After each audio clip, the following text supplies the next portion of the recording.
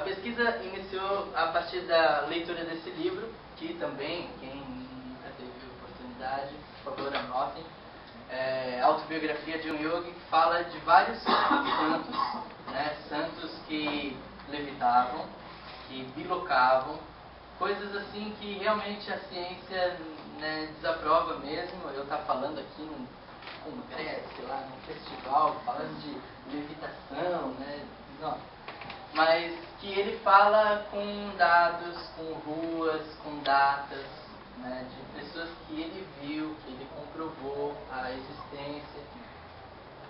Tirando que é um livro cheio de ensinamentos. Tem em português. E aí nesse livro ele fala de Teresa Nilma e Giribala. Teresa Nilma, ela alemã, cristã, e toda sexta-feira abriam as chagas nela, as marcas de Cristo. Então, ela perdia mais ou menos 4,5 litros de sangue toda sexta-feira. E era um processo super forte. Né? Ela vivia a paixão de Cristo toda semana. E se a gente for, né, entrar numa linha assim, linear de um estudo mais apurado com relação ao padrão nutricional, de como ela iria se sustentar, perdendo tanto sangue e tal, como é que seria isso? Ela ia precisar de uma alimentação balanceada para manter o corpo vivo, mas ao contrário da nossa lógica, ela se alimentava com uma hóstia por dia. Só uma hóstia. E não tinha quinoa nessa hóstia, não tinha suplementos, era só uma hóstia por dia. E o resto era luz, era fé. Não sei o nome que a gente queira dar. A Giribala, ela se casou com 9 anos de idade, foi morar na casa do marido, né, como é um hábito na Índia. E a mãe começou a recriminar muito ela porque ela era muito gulosa. E então ela ia trazer despesas para casa. Porque a menina, imagina, com 9 anos já come desse jeito, imagina, né, o resto da vida dela comendo. E dentro da ingenuidade dela, ela pedia a Deus assim, ela não queria mudar a parcela ou conseguir que... Ela não pensava muito, ela só pedia a Deus que eliminasse a comida da vida dela e que ela não precisasse mais comer. E com 12 anos, ela parou absolutamente tudo, ela ganhou essa graça de não precisar comer nada. E quando o Yogananda, esse gordinho aqui, ó, gostava de comer, no livro dele ele descreve os banquetes e tal, ele fala dela, quando ele encontra ela tem 69 anos. E desde os 12 anos ela não tinha comido nada. Aqui entra toda a temática de como a gente pode nutrir-se de luz, e eu vou pular essa parte. Foi? Uma pena. É o principal. Não, eu acho que o principal é o conceito. A gente, pelo menos, vê que é possível. Mudando o nosso padrão de crenças, já facilita tudo. Né?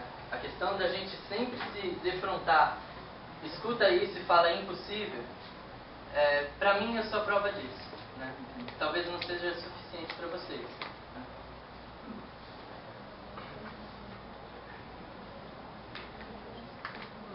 Agora eu gosto de colocar essas coisas aqui que são universais, depende de como a gente vai se alimentar.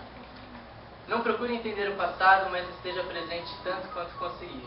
Nem o passado nem o futuro conseguem sobreviver diante de sua presença, só na sua ausência. Eu coloco esses pontos porque viver de luz, ele depende de um padrão mental estável, porque o que vai comandar, né, a sua nutrição é como você se relaciona com você. Então a permanência no momento presente seria o toque, assim, né, o grande lance.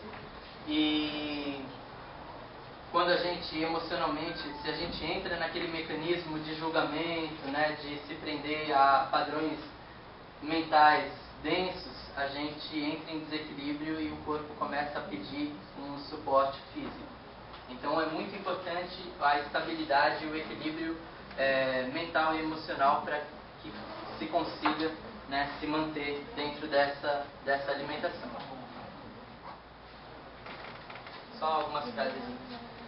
Como o alimento é indispensável ao corpo, assim a oração é indispensável à alma. Na realidade, o alimento não é tão indispensável ao corpo quanto a oração é para a alma. Pudesseis viver do perfume da terra, e como uma planta nutrir-vos de luz. Acabou o nosso tempo, na verdade. O homem mudará radicalmente. Isso aqui é uma profecia canalizada por um figura que escreveu esse livro, Mensagens de Maria para o Mundo. E foi Maria, a mãe de Jesus, tal, que passou essas informações. E no livro eu achei interessante porque foi uma vizinha que estava lendo e a gente estava no auge assim, da nossa empolgação em estar podendo viver de uma forma tão livre, que ela chegou assim, nossa, olha o que está falando aqui no livro, tá? A gente ficou super impressionado com aquilo. E diz o seguinte: o homem mudará radicalmente, ele evoluirá por uma nova espécie. Haverá células que serão nutridas pelos raios solares. A necessidade de ingerir alimentos será complementada pela nutrição proveniente dos raios solares. Mas é importante colocar que não é o sol que nos alimenta. Ele potencializa a nossa alimentação. Já. Aqui tem dizeres de Jesus, Sai Baba, abstenha-se de gratificar a língua e seus caprichos, não se deixe vitimar pela sensualidade do paladar. Ninguém enfraquece por deixar de tomar 2 refeições num dia. Isso não causará tuberculose nem desmaios. Assim pensam os que acreditam mais no que comem do que em Deus. Vós os tornais aquilo que desejais ser. Chegou o momento de escolher. A distância que há entre você e Deus é a mesma distância que há entre você e você mesmo. Você é capaz de produzir tudo o que você precisa. Nenhum remédio tem energia vital. Aqui, Bárbara Mora é interessante, uma americana que ela intuitivamente foi diminuindo, até viver sem nada, aí houve uma atrofia dos órgãos internos e tal, e era tanta liberdade, que ela começou a andar pelos Estados Unidos, andar, cruzar os Estados Unidos de cima a baixo, de um lado para o outro e tal. Foi se libertando não só da comida, mas da bebida, da casa, da família, e andando, e um dia ela foi atropelada. E o pessoal ainda...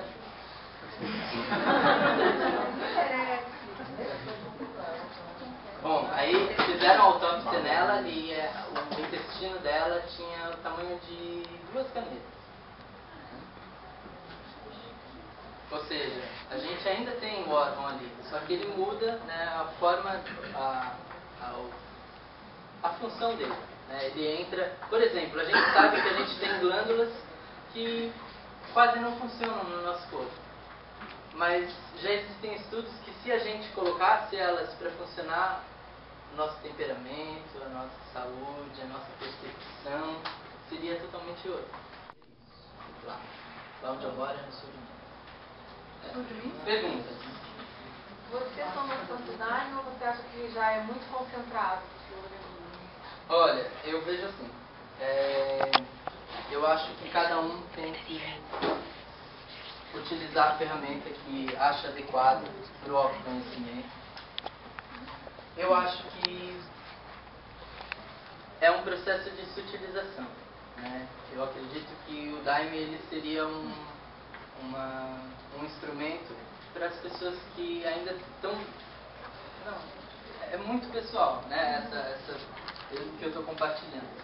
Mas eu acredito que se a pessoa ela optou por sair dos padrões, né? E às vezes aquele padrão de comer todos os dias e comer muito, talvez o Daime ele tenha a dosagem certa para estar trabalhando naquele nível de pessoa. Ou, não sei, isso vale para outras plantas de poder também.